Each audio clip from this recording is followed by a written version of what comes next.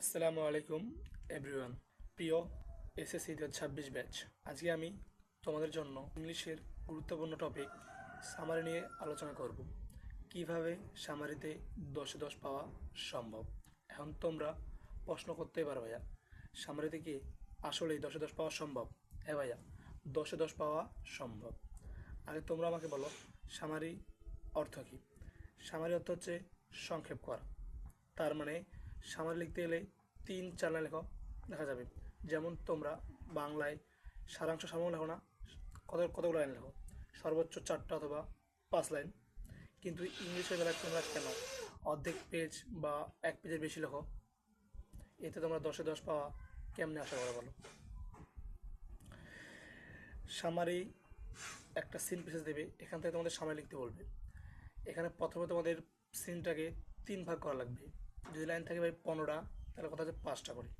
আর summary মানে হচ্ছে সে পেজের 1/3 এখন তোমরা সেটা না করে কি করো, সামারির বা পেজের প্রথমের 3টা লাইন, মাঝখানে 3টা লাইন, সেই 3 লাইন তুলে দিয়ে চলে আসো।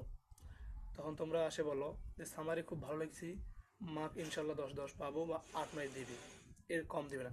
কিন্তু যখন পরীক্ষার রেজাল্ট পাও সামারিতে 5-6 দেয়, তখন তোমরা হতাশ হয়ে থাকো যে কেমনে কি। আর ভাই তোমরা তো সেটা সামারি লেখো নাই, তোমরা তো সেটা পেজ ভরছো। সামারি লেখার নিয়ম শুনো। মনে করো তুমি একটা মুভি দেখলা, 2 ঘন্টার মুভি। সেই মুভিটা তুমি তোমার বন্ধুকে 10-15 মিনিটে যেভাবে সামারি বললা, ঠিক তেমনভাবে তোমাকে সেই পেজের সামারিটা উপস্থাপন করা লাগবে। তাহলে তুমি 10-এ 10 পাওয়া সম্ভব। এরপরেও যদি তোমরা সামারি নিয়ে দ্বিধাদ্বন্দ্ব থাকো, তাহলে আমার এই ভিডিওর কমেন্টে আমার আইডি লিঙ্ক দেওয়া থাকবে, তোমরা সেখানে নিশ্চিন্তে বলতে পারো, আমি তোমাদের সমস্যার সমাধান করব ইনশাআল্লাহ।